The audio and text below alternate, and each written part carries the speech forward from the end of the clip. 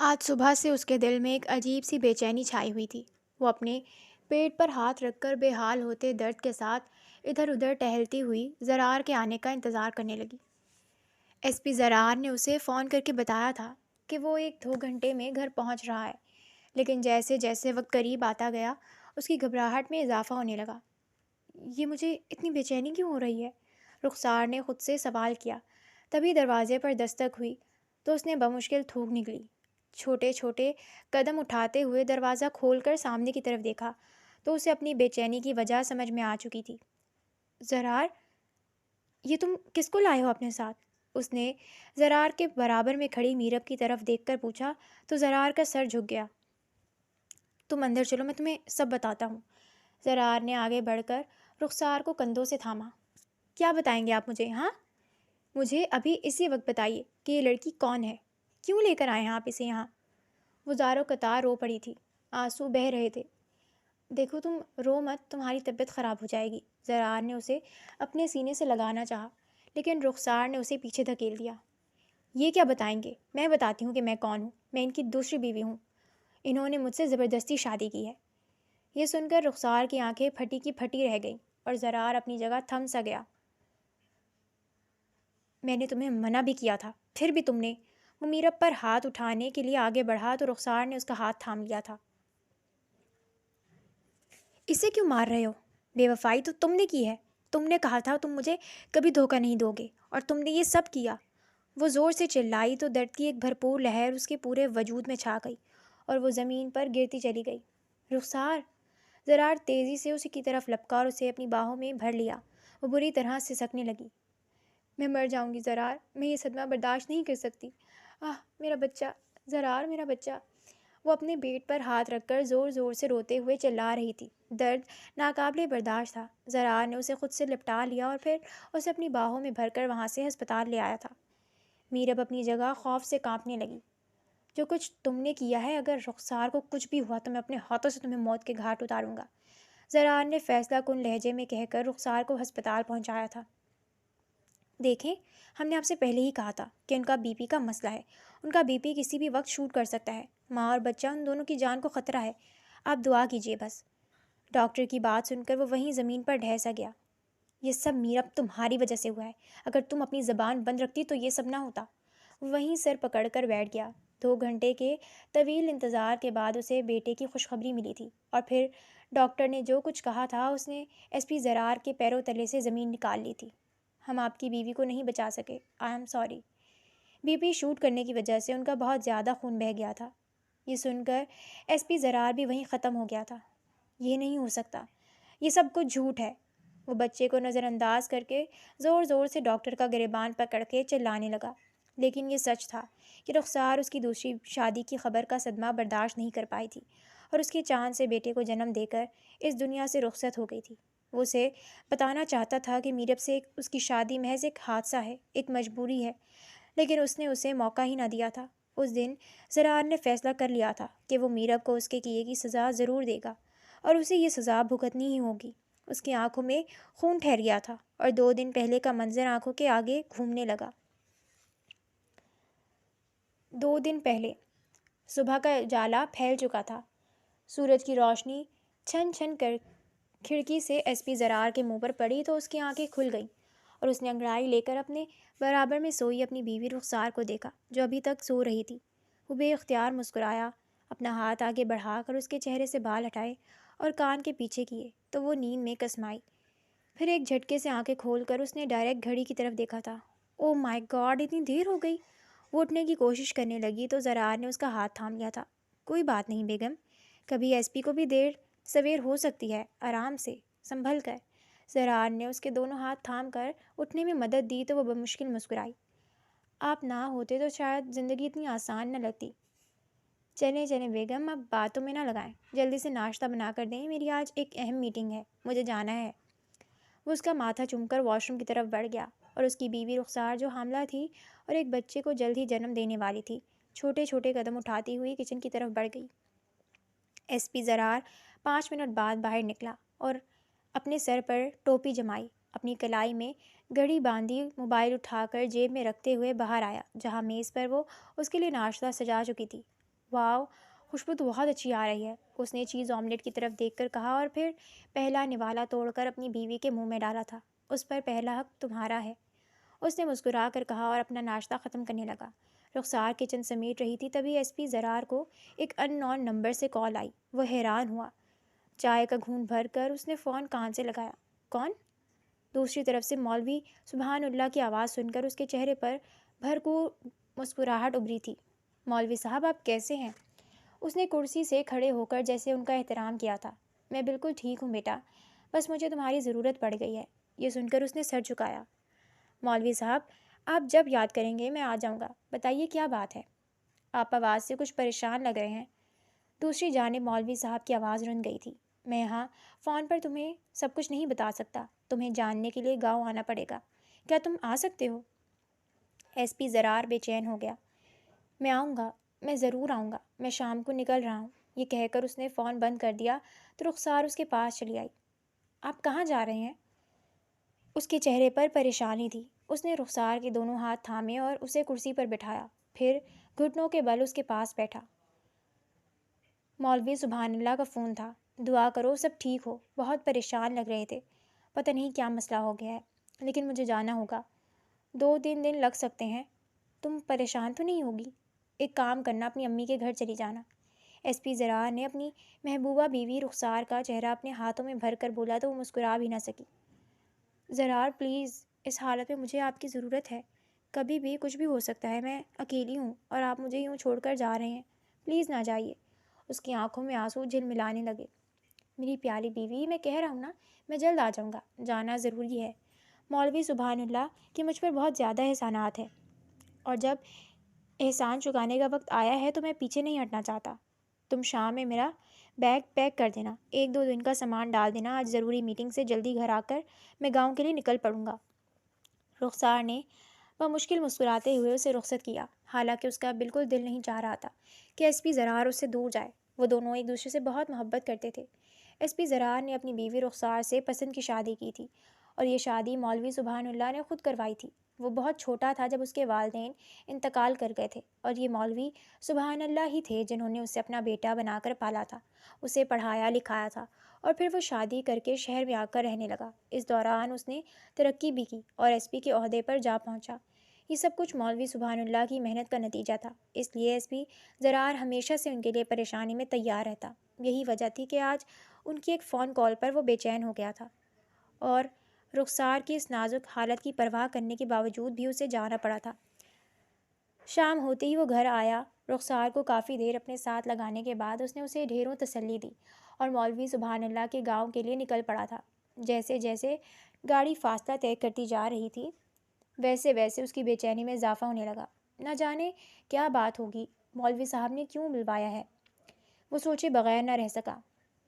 گاڑی ایک جھٹکے سے گاؤں کے اندر داخل ہوئی، اور پھر کچھ ہی لمحوں بعد مولوی سبحان اللہ کے بڑے سے گھر کے آگے گاڑی رک گئی تھی۔ وہ پورے گاؤں کے پسندیدہ مولوی تھے، بزرگ شخصیت تھے، انہوں نے ہر کسی کے دل میں اپنی جگہ بنا رکھی تھی۔ ایس پی زرار گاڑی کھول کر باہر نکلا اور تیز تیز قدم اٹھاتے ہوئے اندر گیا تو وہ اسے حویلی کے صحن میں ادھر سے ادھر ٹہلتے ہوئے دکھائی دیے تھے۔ وہ فوراً سے آگے بڑھا، انہیں سلام کیا اور ان سے گلے ملا، لیکن وہ خوش نہیں دکھائی دے رہے تھے۔ آخر ہوا کیا ہے؟ آپ نے مجھے اتنی ارجنٹ بلوایا ہے، کوئی بہت بڑا مسئلہ ہو گیا ہے کیا؟ مولوی صاحب کی آنکھوں میں آنسو آ گئے۔ میرب، ایس پی زرار حیران ہوا۔ کیا ہوا؟ میرب ٹھیک تو ہے نا؟ یہ سن کر مولوی صاحب سبحان اللہ نے نفی میں سر ہلایا۔ وہ ٹھیک نہیں ہے، بلکہ وہ گھر پر ہی نہیں ہے۔ زرار کے ماتھے پر بل پڑے۔ تو پھر کہاں ہے؟ آپ نے تو کہا تھا نا کہ وہ آپ کی چھوٹی لاڈلی بیٹی آپ سے کبھی جدا نہیں ہو سکتی، ہمیشہ آپ کے ساتھ رہنے کا وعدہ کیا ہوا ہے، تو پھر اب وہ کہاں چلی گئی؟ مولوی صاحب نے ایک گہری سانس بھری۔ وہ کہیں گئی نہیں ہے، بلکہ اسے لے جایا گیا ہے۔ وہ اپنی جگہ سے کھڑا ہو گیا۔ پر کیوں؟ کس لیے؟ مولوی صاحب نے اسے بیٹھنے کا اشارہ کیا اور پھر دھیرے دھیرے بتانے لگے۔ تم جانتے ہو نا کہ وہ گاؤں کے تمام بچوں کو قرآن پڑھاتی ہے۔ زرار نے اسبات میں سر ہلایا اور ان کی بات جاری رکھنے کا انتظار کرنے لگا۔ اس کے پاس تقریباً اس محلے کے 100 کے قریب بچے آتے اور جنہیں وہ باری باری الگ الگ شفٹ میں قرآن کے ساتھ ساتھ اسکول بھی پڑھاتی تھی۔ زرار غور سے ان کی بات سننے لگا۔ کل ایک عجیب واقعہ ہو گیا اور اسے لے کر میں بہت پریشان ہوں۔ میرب کے مدرسے کی 10 بچیاں اچانک غائب ہو گئیں اور وہ 10 کی 10 زمیندار کے گھر سے تعلق رکھتی تھیں۔ یہ سن کر ایس پی زرار کا منہ حیرت کے مارے کھلا کا کھلا رہ گیا۔ تو کیا وہ میرب کو اس لیے لے گئے ہیں کہ الزام میرب پر آیا ہے؟ یہ سن کر مولوی سبحان اللہ کی آنکھوں سے آنسو چھلک پڑے تھے۔ میری بچی بے قصور ہے۔ وہ زمیندار ایک عجیب شرط رکھ کر گیا ہے۔ کہتا ہے اگر وہ 10 بچیاں بازیاب نہ کروائیں یا پتہ نہ چلا کہ کہاں چلی گئی ہیں تو پھر میرب کو میں اپنے گھر میں باندی بنا کر رکھوں گا۔ میری بچی بہت معصوم ہے زرار، میں تمہارے آگے ہاتھ جوڑتا ہوں، اس مسئلے کا کوئی حل ڈھونڈو۔ میں تمہیں واسطہ دیتی ہوں ان تمام احسانات کا جو میں نے تمہاری ذات پر کیے، آج وہ چکا دو۔ میری بچی میرب میری سب سے لاڈلی بیٹی، میں اسے تکلیف میں نہیں دیکھنا چاہتا۔ 2 دن سے میں نے اس کی شکل تک نہیں دیکھی۔ رو رو کر ہلکان ہو رہی تھی جب زمیندار کی ملازمہ اسے کھینچ کر لے جا رہی تھی۔ مدرسہ پڑھا کر اس نے کون سا گناہ کر لیا؟ وہ ہچکیوں سے رو پڑے تو ایس پی زرار کی آنکھوں میں سرخی تیرنے لگی۔ آپ فکر نہ کریں، میں آ گیا ہوں، آپ کے تمام مسئلوں کو حل کرنے کی کوشش کروں گا، بالکل فکر نہ کریں۔ یہ کہہ کر وہ اپنی جگہ سے کھڑا ہوا اور چھوٹے چھوٹے قدم اٹھاتا ہوا زمیندار کے گھر کا رخ کیا تھا۔ گاڑی سے تقریباً 15 منٹ کا فاصلہ تھا۔ زمیندار کے گھر کے سامنے ٹھہرتے ہی اس کے ملازم حیرانی سے اسے دیکھنے لگے۔ کس سے ملنا ہے آپ کو؟ مجھے حق نواز صاحب سے ملنا ہے، ان سے کہیے ان سے ملنے ایس پی زرار صاحب شہر سے آئے ہیں، وہ مجھے پہچان لیں گے۔ وہ تھوڑی دیر وہیں ٹہلتے ہوئے حق نواز صاحب کا انتظار کرنے لگا اور پھر 5 منٹ کے بعد وہ کروفر سے اپنے ملازمین کے پہرے میں چلتا ہوا باہر آیا اور اسے دیکھ کر مسکرانے لگا۔ مجھے امید تھی کہ مولوی سبحان اللہ تمہیں منظر عام پر لے آئیں گے، اور دیکھو تم خود چل کر آئے ہو۔ ویسے تم کس کی سفارش لے کر آئے ہو میرب کی؟ میرب سے کہو کہ ہمارے گھر کی 10 بچیوں کو واپس کرے، اسے سب پتہ ہے، وہ صفائی دینے سے انکاری ہے۔ اسے یہ بھی پتہ ہے کہ ان بچیوں کو اغوا کرنے والا کون ہے، لیکن وہ منہ کھولنے کے لیے تیار نہیں ہے۔ امید ہے کہ تم اس سے منہ کھلوا کر دم لوگے، ورنہ اس سے پہلے تو ہم میرب کو نہیں چھوڑنے والے۔ اس سے پہلے کہ ایس پی زرار میرب کا کیس لڑتا، زمیندار نے تو گویا بات ہی ختم کر دی تھی۔ دیکھیں، زرار نے اس کی آنکھوں میں جھانکا، میرب سے جو کچھ اگلوانا ہے میں اپنے طریقے سے اگلوا لوں گا، لیکن یہاں آپ کے پاس قید رہ کر وہ کچھ بھی سچ نہیں بتا پائے گی۔ وہ جوان ہے، مولوی صاحب کو تحفظات ہیں، آپ اسے آزاد کر دیں، باقی کا سارا کام آپ میرے ذمہ ڈال دیں، میں سب کچھ ہینڈل کر لوں گا۔ ایس پی زرار نے اپنے چہرے پر مسکراہٹ برقرار رکھتے ہوئے ان 10 بچیوں کی بازیابی کی یقین دہانی کروائی تو زمیندار حق نواز نے پرسوچ نگاہوں سے اسے گھورا تھا۔ اگر تم گارنٹی دیتے ہو تو مجھے کوئی مسئلہ نہیں ہے، لیکن جو 10 بچیاں یہاں سے غائب ہوئی ہیں وہ ضرور ملنی چاہیے، ورنہ مجھ سے برا کوئی نہیں ہوگا۔ ایس پی زرار نے سر ہلایا تھا۔ میں یہاں میرب کا انتظار کر رہا ہوں، آپ اسے چھوڑ دیجیے۔ حق نواز اس پر دوسری نظر ڈالے بغیر اندر واپس لوٹ گیا اور تھوڑی دیر بعد جب ایس پی زرار نے نگاہیں اٹھا کر دیکھا تو میرب چھوٹے چھوٹے قدم اٹھاتی ہوئی باہر کی طرف آ رہی تھی۔ وہ پورے 6 سال بعد میرب کو دیکھ رہا تھا۔ 6 سال پہلے وہ گاؤں چھوڑ چکا تھا، تب وہ صرف 14 برس کی تھی، اور اب وہ پورے 20 برس کی نوجوان دوشیزہ میں تبدیل ہو گئی تھی۔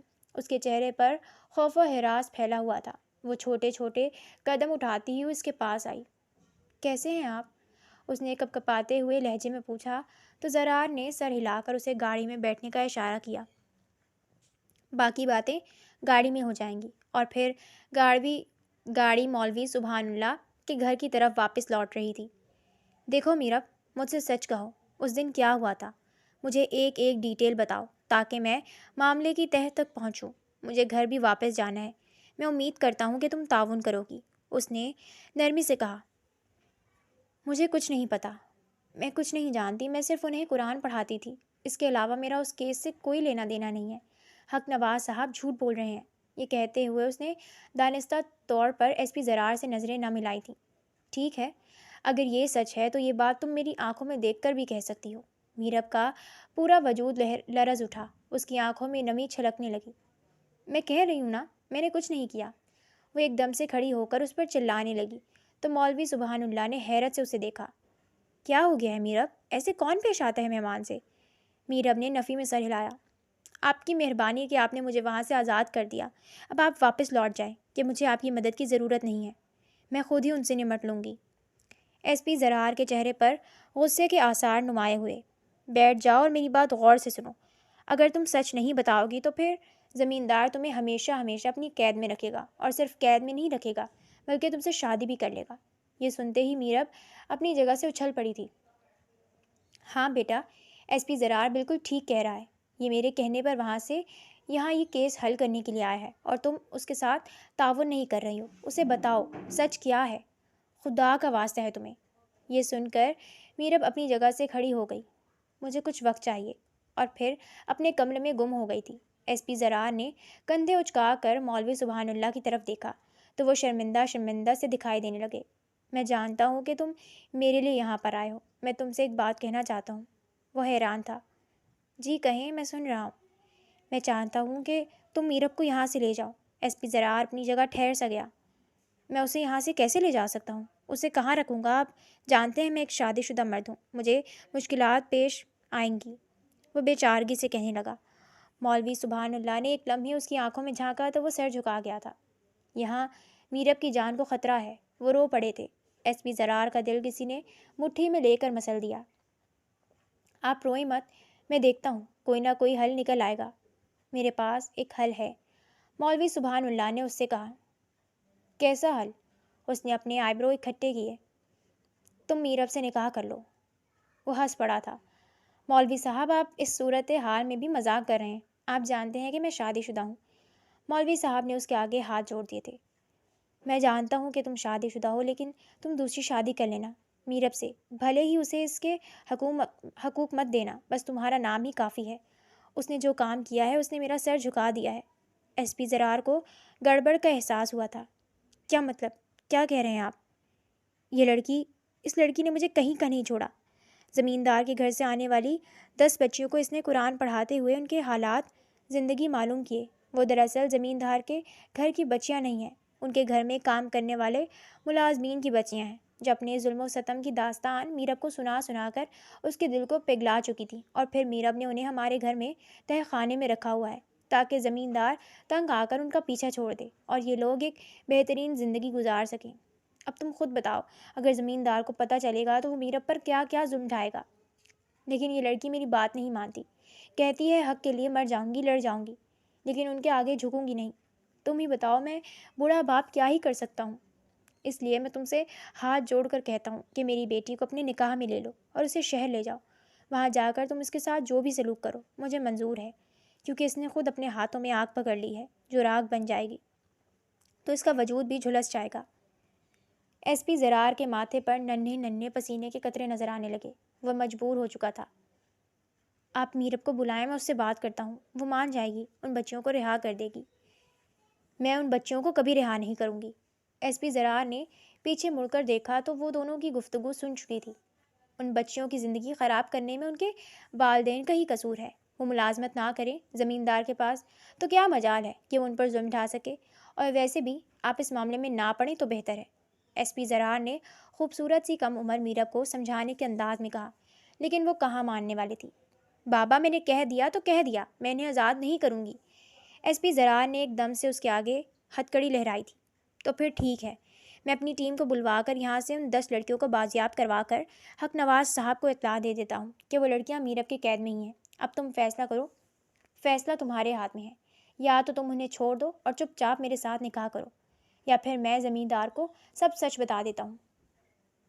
میرب کی آنکھیں پھٹی کی پھٹی رہ گئی تھی۔ نکاح؟ کون سا نکاح؟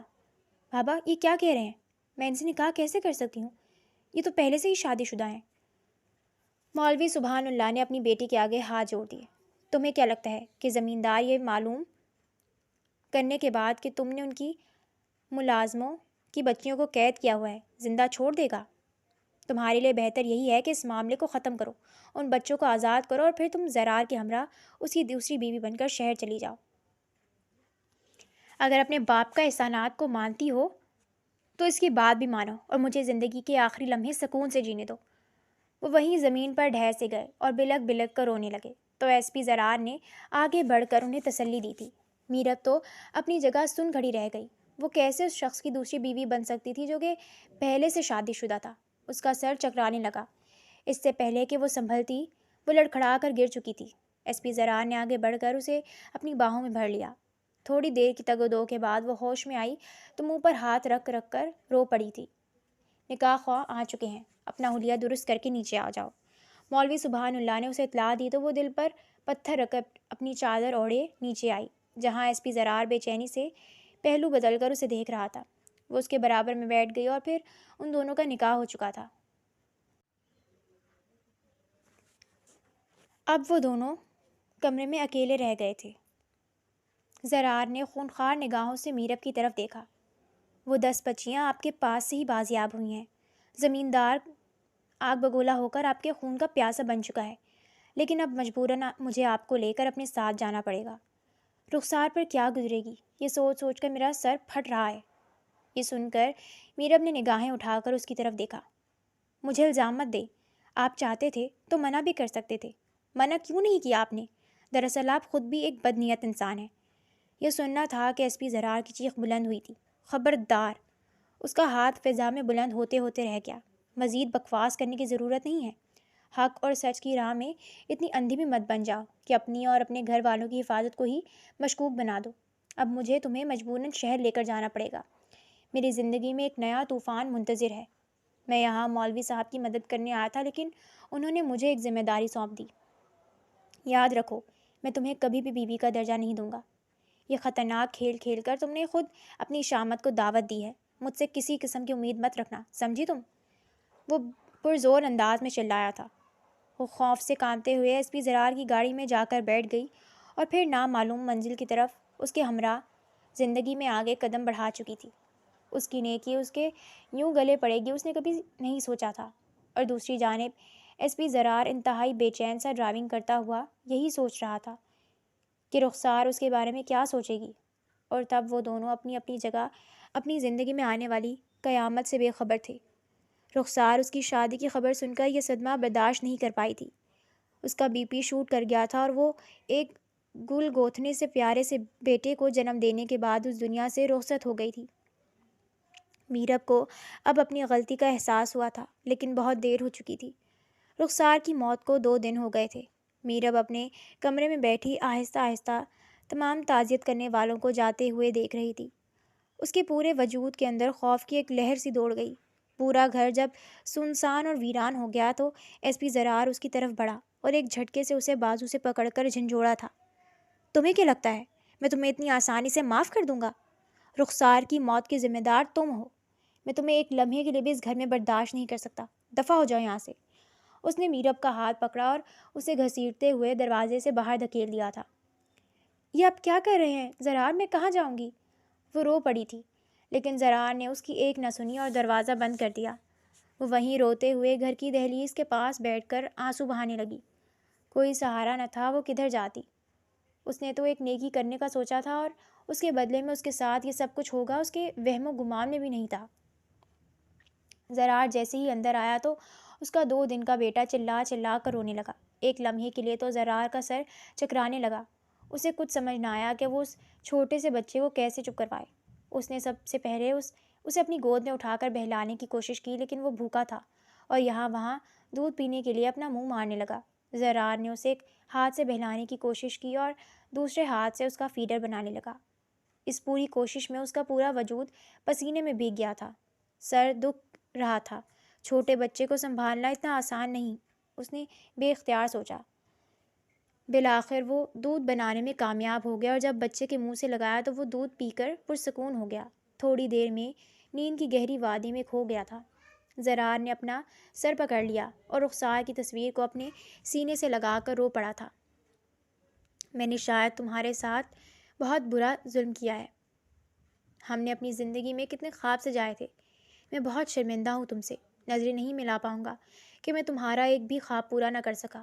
اس نے خونخوار انداز میں میرب کی طرف دیکھا تھا جو دروازے کے اس پار بیٹھی آسمان کی طرف نگاہیں اٹھائے اپنے کیے کی معافی مانگ رہی تھی۔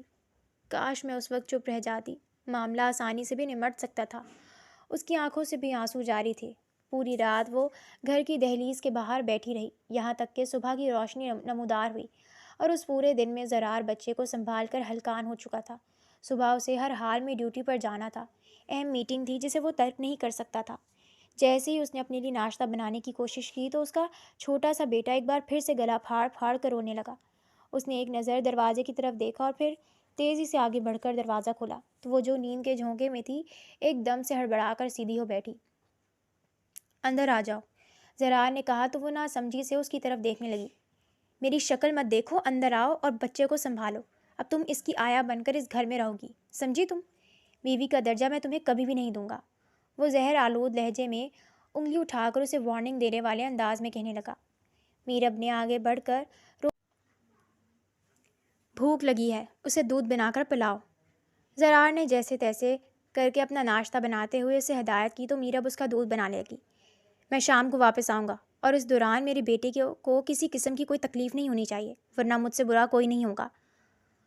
وہ اسے وہی حیران پریشان چھوڑ کر دفتر کے لیے نکل پڑا تھا۔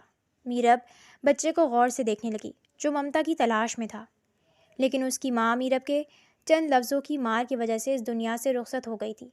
میرب کو اس بچے پر اس وقت بے حد پیار سا محسوس ہوا۔ وہ ننھا بچہ جس کا نام زرار نے رخسار کی خواہش پر مصطفیٰ رکھا تھا اسے اپنی چھوٹی چھوٹی آنکھیں کھول کر دیکھنے لگا۔ میرب اس لمحے میں پہلی بار مسکرائی تھی۔ اس نے سوچ لیا تھا کہ وہ اپنے گناہوں کا کفارہ ادا کرے گی اور اس بچے کو ماں بن کر پالے گی۔ کیا ہوا؟ میرے بچے کو بھوک لگی تھی؟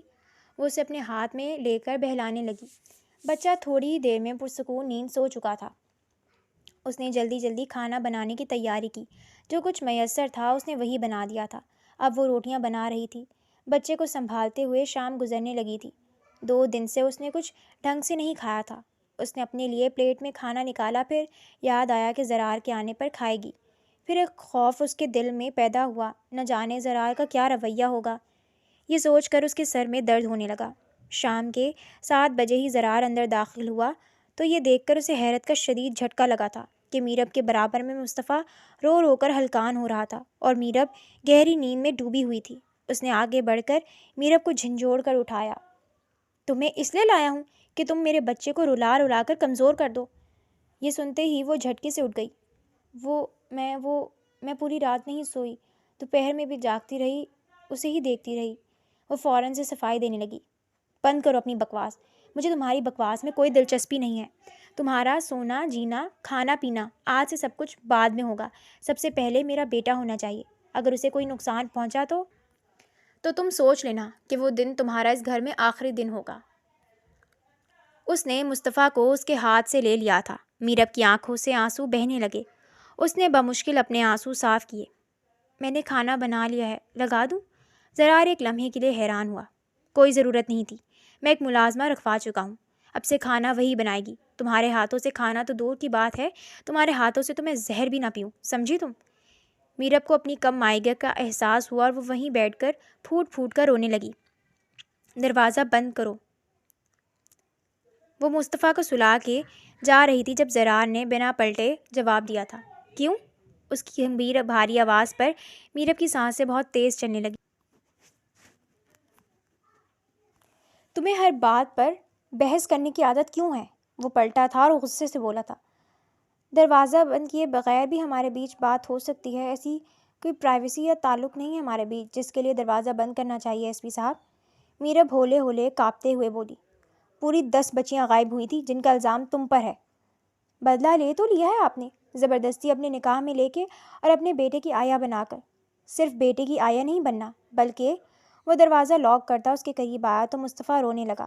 میرب اسے گود میں لیے کمرے سے باہر نکل گئی۔ زرار وہیں کھڑا رہ گیا۔ اگلا پورا دن اپنی اسٹڈی میں بیٹھا رہا اور کیس اسٹڈی کرتا رہا۔ رات کے وقت وہ واپس آیا تو میرب اس کے بیٹے مصطفیٰ کو لے کر ٹہل رہی تھی۔ اسے مجھے دے دو اور دفع ہو جاؤ یہاں سے، تم میرے کمرے میں میرے ساتھ نہیں رہو گی۔ یہ رخسار کی جگہ تھی، ہے اور رہے گی۔ میں رخسار کی جگہ کسی کو نہیں دوں گا۔ تمہاری وجہ سے وہ دنیا چھوڑ گئی اور تمہارے لیے ایک ایک پل میں مصیبت بنا دوں گا۔ اس نے میرب کو دھکا دیا تو وہ زمین پر جا گری اور اس کا سر زمین سے ٹکرایا۔ خون کا فوارہ ابل پڑا۔ ایس پی زرار نے ایک لمحے کے لیے اپنے دل کو نرم پڑتا محسوس کیا، لیکن دوسرے ہی لمحے اس کی نظر مصطفیٰ پر پڑی تو اس نے میرب کو نظر انداز کیا تھا۔ میرب اٹھی، اس نے اپنا خون صاف کیا، پھر دوسرے کمرے میں چلی آئی تھی جہاں فرنیچر نام کی کوئی چیز نہ تھی۔ وہ کمرہ کم اور اسٹور روم زیادہ لگ رہا تھا۔ میرب وہیں بیٹھ کر اونگنے لگی۔ بھوک سے برا حال تھا، کھانا بھی نہیں کھایا تھا۔ بھوک جب برداشت سے باہر ہوئی تو وہ باہر آئی اور پلیٹ میں کھانا نکال کر کھانے لگی۔ ابھی اس نے پہلا نوالا ہی لیا تھا کہ تبھی مصطفیٰ کے رونے کی آواز آئی تھی۔ میرب بے چین ہوئی لیکن زرار کا دروازہ بند تھا۔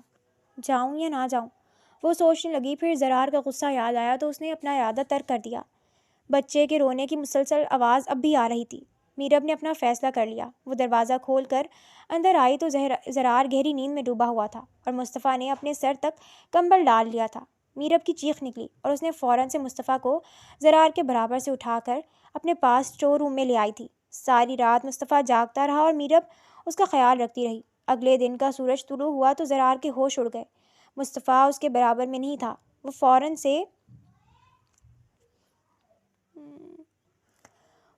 سے دوسرے کمرے میں گیا اور وہاں کا منظر دیکھ کر ایک لمحے کے لیے ٹھٹک کر رک گیا تھا۔ پھر نہ جانے کون سی قوت کے تحت آگے بڑھا اور میرب کا کندھا جھنجھوڑ کر اسے اٹھایا۔ جی کیا ہوا؟ میں نے کچھ نہیں کیا، غلطی ہو گئی۔ وہ جیسے گہری نیند سے جاگی تو اس سے ہاتھ جوڑ کر معافی مانگنے لگی۔ زرار کو اس پر رحم آ گیا تھا۔ میں کچھ بھی نہیں کہہ رہا، بس اتنا کہہ رہا ہوں کہ مصطفیٰ کو لے کر بیڈ پر سو جا، اور ہاں، اس کا خیال رکھنا، میں جا رہا ہوں۔ یہ کہہ کر وہ واپس لوٹ گیا تھا اور میرب چند لمحے تو اس کی آواز کی باز گشت کو سنتی رہی، پھر سر جھٹک کر مصطفیٰ کو اپنی گود میں پھر بھر کر وہیں بیڈ پر سو گئی تھی۔ دوپہر کے وقت اس کی آنکھ کھلی تو مصطفیٰ ابھی تک سو رہا تھا۔ اسے انہونی کا احساس ہوا۔ اس نے مصطفیٰ کے ماتھے پر ہاتھ رکھا تو تڑپ اٹھی۔ وہ بری طرح بخار میں پھنک رہا تھا۔ اس نے جلدی سے زرار کو کال ملائی۔ کئی کالز کرنے کے بعد بھی فون بند جا رہا تھا۔ اب میں کیا کروں؟ اس نے بے اختیار الماری سے چند پیسے اٹھائے۔ زرار نے ابھی تک اسے جیب خرچ کے لیے پیسے تک نہ دیے تھے۔ وہ ملازمہ کے ہمراہ باہر نکل گئی اور قریبی ہسپتال پہنچ کر ڈاکٹر سے چیک کروایا تو ڈاکٹر نے فوراً ایڈمٹ کرنے کا کہا تھا۔ میرب کے پیروں تلے سے زمین نکل گئی۔ اس نے زرار سے کچھ بھی نہیں کہا تھا اور اب اتنی بڑی بات۔ ڈاکٹر نے بتایا تھا کہ بچے کو نمونیا کا اٹیک ہوا ہے۔ وہ تھر تھر کانپنے لگی اور اسپتال کے نمبر سے اس نے زرار کو آخری بار کال ملائی تھی۔ وہ اپنی جگہ سن کھڑا رہ گیا اور اگلے ہی پل ہسپتال کے لیے نکل پڑا۔ ہسپتال آتے ہی وہ میرب کے سامنے بھڑک اٹھا۔ ایک بچہ تم سے نہیں سنبھل سکتا؟ ایک آیا کا کام تم سے لے رہا ہوں، وہ بھی تم سے نہیں ہوتا۔ تم تو میری زندگی میں آخر موجود ہی کیوں ہو؟ دور ہو جاؤ میری آنکھوں کے سامنے سے، دور چلی جاؤ۔ میں مصطفیٰ کا باپ ہی اس کے لیے کافی ہوں۔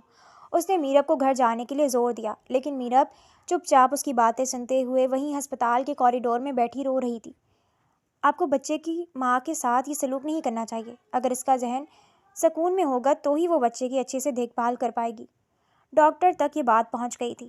ڈاکٹر صاحب، میرے بچے کی ماں نہیں ہے، وہ اس کی آیا ہے، ایس پی زرار نے کہا تو ڈاکٹر نے چمبے سے اس کی طرف دیکھا۔ اچھا، لیکن وہ جس طرح رو رہی تھی، بچے کے لیے تڑپ رہی تھی، مجھے لگا وہ اس کی ماں ہی ہے۔ اینی ویز، ڈاکٹر تو یہ کہہ کر سرسری سا اس کے سارے اخراجات وغیرہ بتانے لگے، لیکن زرار کی سوئی تو ڈاکٹر کے اس بات میں ابھی تک اٹک گئی تھی کہ وہ بچے کی ماں ہے۔ وہ وہیں اپنا سر اپنے ہاتھوں میں گرائے سوچنے لگا کہ آخر وہ کیا کرے۔ کیا وہ میرب کو بچے کی ماں کے روپ میں قبول کر لے؟ لیکن پھر رخسار کی شبیہ اس کی آنکھوں کے پردے پر ابھری تو اس نے اپنا یہ خیال جھٹک دیا تھا۔ 2 دن تک وہ ہسپتال میں رہا تو میرب نے نہ دن دیکھا نہ رات دیکھی اور مصطفیٰ کا خیال رکھا۔ وہ صحت یاب ہو کر گھر واپس آ گیا اور زندگی ایک بار پھر سے اسی ڈگر پر چلنے لگی۔ بات سنو، کھانا کھایا تم نے؟ پوری رات مصطفیٰ نے اسے نہیں سونے دیا تھا۔ میرب نے حیرت سے اسے دیکھا۔ ایسے کیا دیکھ رہی ہو؟ پوچھ رہا ہوں کچھ تم سے۔ کھانا کھایا تم نے؟ میرب نے نفی میں سر ہلایا۔ مصطفیٰ ایک بار پھر سے رونے لگا۔ زرار کو نہ جانے کیوں اس پر رحم آ گیا تھا۔ تم یہیں بیٹھو، میں کھانا لے کر آتا ہوں۔ میرب نے اسے یوں دیکھا جیسے کوئی خواب دیکھ رہی ہو۔ وہ کچن میں جا کر اس کے لیے کھانا لے آیا۔ جب وہ واپس آیا تو وہ ایک بار پھر سے مصطفیٰ کو اپنے کندھے پر ڈال کر سلانے کی کوشش کر رہی تھی۔ لاؤ اسے مجھے دے دو۔ زرار نے ہاتھ بڑھایا لیکن مصطفیٰ زرار کے پاس آ کر اور زیادہ چیخ چیخ کر رونے لگا۔ میرب نے گھبرا کر اس کے ہاتھ سے لے لیا۔ ایسے تو تم بھوکی ہی رہ جاؤ گی، زرار نے کہا تو میرب کندھے اچکا کر رہ گئی اور ایک بار پھر سے ٹہلنے لگی۔ ایک کام کرو، ادھر آ جاؤ، اسے گود میں لیٹا کر جھولا دو، میں تمہیں کھانا کھلا دیتا ہوں۔ میرب چند لمحے کے لیے اپنی جگہ ٹھہر سی گئی۔ اس نے نفی میں سر ہلایا۔ میں کھا لوں گی جب مصطفیٰ سو جائے گا۔ زرار نے اسے غور سے دیکھا۔ ضد مت کرو، تم ٹھیک ہوگی تو مصطفیٰ کا خیال رکھ سکو گی۔ ادھر آؤ، بیٹھو۔ اس نے میرب کا ہاتھ تھاما، اسے اپنے برابر میں بٹھایا، پھر چھوٹے چھوٹے نوالے بناتے ہوئے اس کے منہ میں ڈالنے لگا۔ میرب کی آنکھوں سے آنسو بہہ نکلے تھے 3 نوالے کھانے کے بعد ہی اس کی ہمت جواب دے گئی تھی۔ اس نے تو ہمیشہ زرار سے اپنے لیے نفرت ہی دیکھی تھی، اور آج جب اس کی طرف سے ذرا سی توجہ مل رہی تھی تو اس کے آنسو رکنے کا نام ہی نہیں لے رہے تھے۔ زرار نے ہاتھ بڑھا کر اس کی آنکھوں سے آنسو صاف کیے تو میرب نے اپنا چہرہ پیچھے کی طرف کر لیا تھا اور پھر مصطفیٰ کو لے کر دوسرے کمرے میں چلی گئی۔ زرار نے اپنا سر جھٹکا تھا۔ رخسار کی موت کو 3 مہینے گزر چکے تھے۔ مصطفیٰ بھی اب بڑا ہو گیا تھا اور سمجھدار بھی۔ میرب کچن میں اس کی فیڈر دھو رہی تھی۔ گرم پانی میں فیڈر ڈالتے ہوئے اس کا ہاتھ بھی بری طرح جل گیا۔ اس کے منہ سے ایک چیخ بلند ہوئی۔ پاس میں کھڑے زرار نے ناشتہ بناتے ہوئے چیخ سنی تو فوراً سے آگے بڑھا اور اس کا ہاتھ تھام کر نل کھول کر ٹھنڈے پانی کے نیچے رکھ دیا۔ میرب نے ایک لمحے کے لیے اسے دیکھا تھا۔ زرار کی نظریں بھی ملی تھیں۔ اپنا خیال رکھا کرو، تم ٹھیک ہوگی تو مصطفیٰ کو دیکھ پاؤ گی۔ اتنی جلدی کام کرنے کی ضرورت نہیں ہے، تھوڑا ریسٹ بھی لے لیا کرو۔ یہ کہہ کر وہ واپس لوٹ گیا تھا۔ میرب نے پہلی بار مسکرا کر اسے دیکھا تھا۔ اب وہ اس پر غصہ کم کرتا تھا، البتہ اجنبیت ابھی بھی برقرار تھی۔ 2 دن سے موسم کافی زیادہ خراب تھا۔ مصطفیٰ کی کیئر کرتے کرتے میرب کب بیمار پڑ گئی اسے خود بھی پتہ نہ چلا۔ رات کو جب زرار کی آنکھ کھلی تو وہ اسے اپنی گود میں لیے اونگ رہی تھی۔ اسی لمحے زرار نے آہستگی سے اس کی گود سے مصطفیٰ کو لیا اور بیڈ پر ڈالا۔ اگلے ہی لمحے اس کا ہاتھ میرب کے ہاتھ سے ٹکرایا تو وہ کرنٹ کھا کر اچھل پڑا۔ تمہیں تو سخت بخار ہے، اس نے میرب سے کہا، لیکن تب تک میرب نیم غنودگی میں جا چکی تھی۔ اس نے فوراً سے میرب کو بیڈ پر لٹایا، پھر ٹھنڈے پانی کی پٹیاں کرنے لگا۔ تھوڑی دیر تک وہ ہوش میں آ چکی تھی۔ میں نے تم سے کتنی بار کہا ہے کہ مصطفیٰ کے پیچھے اپنی زندگی کو مت بھولو۔ یہ سن کر وہ چند لمحے اسے دیکھتی رہی۔ میری زندگی تو اسی وقت ختم ہو گئی تھی جب میری وجہ سے رخسار اس دنیا سے چلی گئی، اس نے کہہ کر دونوں کے زخم ایک بار پھر سے ہرے کر دیے تھے اور کروٹ لینے کر سونے کی کوشش کرنے لگی تھی۔ زرار وہاں سے اٹھ کر اس کے لیے قہوہ بنا کر لایا تھا۔ اٹھو، یہ پی لو، اس سے بہتر محسوس کرو گی۔ میں جانتا ہوں کہ بچے کے پیچھے تم نے اپنی ذات کو بھلا دیا ہے۔ میرب کو چاروں نہ چار اس کے ہاتھ سے قہوہ لے کر پینا پڑا۔ شکریہ، اس نے زرار کا شکریہ ادا کیا تھا۔ ایسی کوئی بات نہیں ہے، یہ ہر مرد کا فرض ہے کہ وہ اپنی بیوی کے لیے سب کچھ کرے، زرار نے کہہ کر بات ختم کر دی تھی۔ اگلی صبح وہ اٹھا تو گھر میں ناشتے کی بھینی بھینی خوشبو پھیلی ہوئی تھی۔ شاید میرب اس سے پہلے اٹھ گئی ہے۔ وہ کچن میں آیا تو اسے یوں بخار کی حالت میں کام کرتا دیکھ کر اپنی جگہ کھڑا رہ گیا۔ تمہیں منع کیا تھا کچن میں آنے سے۔ وہ سینے پر بازو لپیٹ کر اسے دیکھنے لگا۔ تو کیا ہوا، ناشتہ ہی تو ہے، ویسے بھی آپ پچھلے 3 مہینوں سے خود ہی بنا رہے ہیں۔ میرب کی بات سن کر زرار کا دل ایک لمحے کے لیے نرم سا پڑ گیا۔ وہ ناشتہ میز پر رکھ کر جانے لگی تو زرار نے اس کا ہاتھ تھام لیا تھا۔ پچھلے کئی مہینوں سے تم میرے ساتھ بیٹھ کر ناشتہ نہیں کرتی، پتہ نہیں کرتی بھی ہو یا نہیں۔ میں تو پھر تھانے چلا جاتا ہوں۔ تمہیں اپنا خیال رکھنا پڑے گا، صرف مصطفیٰ کے لیے نہیں، میرے لیے بھی۔ اس نے پہلی بار اسے ناشتے کا پہلا نوالا کھلایا تھا۔ میرب رو پڑی تھی۔ زرار نے اس کے کندھے پر ہاتھ رکھا تھا۔ جو کچھ زندگی میں ہوا وہ اچھا نہیں ہوا، لیکن اب اس کے سہارے زندگی برباد نہیں کر سکتے۔ میرب نے سر جھکا دیا۔ تبھی مصطفیٰ کے رونے کی آواز آئی تھی اور وہ فوراً سے دوڑ کر اندر کمرے کی طرف بڑھ گئی تھی۔ زرار پہلی بار دل کھول کر مسکرایا تھا۔ شام کو وہ جلدی گھر آ گیا۔ میرب کچن میں کھڑی ہو کر کھانا بنا رہی تھی۔ وہ دھیرے دھیرے چلتا ہوا اس کے پیچھے جا کر کھڑا ہو گیا اور پھر اس کے کندھے پر ہاتھ رکھا تو میرب ڈر کر اچھل پڑی۔ آپ کب آئے؟ مجھے پتہ ہی نہیں چلا۔ وہ ہلکا سا مسکرائی تو زرار نے اس کا ہاتھ تھاما۔ چھوڑو سب، ادھر آؤ، میری بات سنو۔ وہ اسے لے کر ڈائننگ ٹیبل پر آیا اور اپنے ہاتھ میں موجود گجرے اس کے دونوں ہاتھوں میں پہنا دیے تھے۔ میرب اپنی جگہ تھم سی گئی تھی اور اگلے ہی لمحے وہ ہچکیوں سے رو رہی تھی۔ میں جانتا ہوں کہ ہم دونوں کی زندگی آسان نہیں رہی۔ تمہاری زندگی میں مشکلات تھی اور میں نے اپنی جان سے پیاری بیوی کو کھویا تو اس کا سارا غصہ تم پر نکالا، تمہیں ہر لمحے ذلیل کیا، حالانکہ تم سے نکاح کے بندھن میں بندھا ہوا تھا۔ جتنی ذمہ داری رخسار کی تھی اتنی تمہاری بھی تھی۔ پھر وہ حادثہ ہو گیا اور میں تم سے دور ہو گیا۔ رخسار کی موت کی ذمہ دار تمہیں ٹھہرایا۔ شاید یہ قسمت تھی، وہ سر جھکا کر کہنے لگا تو میرب نے پہلی بار اس کے کندھے پر ہاتھ رکھا تھا۔ میں جانتا ہوں کہ تم نے اپنی غلطیوں کا کفارہ ادا کرنے کی پوری کوشش کی ہے، میرے مصطفیٰ کا خیال رکھا ہے، اسے پالا ہے۔ میں تمہارا احسان نہیں بھول سکتا، مجھے معاف کر دو۔ اس نے دونوں ہاتھ جوڑ کر اس سے معافی مانگی تھی تو میرب نے اس کے جڑے ہوئے ہاتھ کھول دیے تھے۔ بس زندگی نے کچھ اپنے رنگ دکھائے تھے، امتحان لیا تھا، شاید میں سرخرو ہو گئی ہوں۔ وہ اس سے پوچھنے لگی۔ بالکل، تم سرخرو نہیں بلکہ کامیاب ہو گئی ہو اور مصطفیٰ کو اپنی ماں ثابت کر دیا ہے۔ اب خود کو میری بیوی کب ثابت کرو گی؟ اس کے کان کے قریب جھک کر سرگوشی کرنے لگا تو میرب کے چہرے پر جیسے حیا کی لالی بکھر گئی تھی۔ اس نے بے اختیار اپنا سر جھکا لیا تھا۔ زرار آگے بڑھا اور اس کا چہرہ اوپر کر کے ماتھا چومنے لگا۔ اسی دوران مصطفیٰ کی زور زور کی رونے کی آواز آئی تھی۔ میرب بھی ایک جھٹکے سے اس سے دور ہوئی اور لرزتی ہوئی پلکوں کو سنبھال کر اندر جانے لگی تو زرار اس کے پیچھے آیا تھا۔ محترمہ، آپ مجھ سے فرار حاصل نہیں کر سکتی۔ اس نے اسے کمر سے تھام کر خود کے قریب کیا تھا۔ میرب نے مصطفیٰ کو اٹھا رکھا تھا۔ زرار نے اسے اٹھا کر احتیاط سے بیڈ پر لٹایا تو وہ ان دونوں کو ایک ساتھ دیکھ کر کھلکھلا کر ہنسنے لگا۔ دیکھو، ہمارا ملن ہمارے بچے کو بھی پسند آیا ہے۔ میرب نے نگاہیں جھکا لی تھی۔ زرار نے اسے خود سے قریب کیا تھا۔ وعدہ کرتا ہوں کہ تمہارا ہر حق ادا کروں گا۔ نکاح کر کے تمہیں اپنی ذمہ داری بنا کر لایا تھا تو اب وہ ہر ذمہ داری نبھانا چاہتا ہوں۔ کیا تم میرا ساتھ دو گی؟ میرب نے اپنی پلکیں اٹھا کر اس کی طرف دیکھا جو آنسوؤں سے لبریز تھیں۔ زرار نے جھک کر اس کی دونوں آنکھوں کو چوما تھا اور پھر اسے خود میں شدت سے بھینچ لیا تھا۔ میرب نے اس کے سینے میں اپنا منہ چھپایا تو مصطفیٰ ایک بار پھر سے رونے لگا۔ چل ہٹ بدماش، میری بیوی پر اپنا قبضہ کر لیا ہے۔ زرار نے اسے مصنوعی خفگی سے ڈانٹا تو میرب نے اسے آنکھیں دکھائی تھیں۔ خبردار، میرے بچے کو ڈانٹی کا نہیں۔ اس نے اسے گود میں اٹھا کر سینے سے لگا لیا تھا۔ زرار نے ہنستے ہوئے ان دونوں کو اپنے سینے میں چھپایا۔ محبت دور کھڑی اس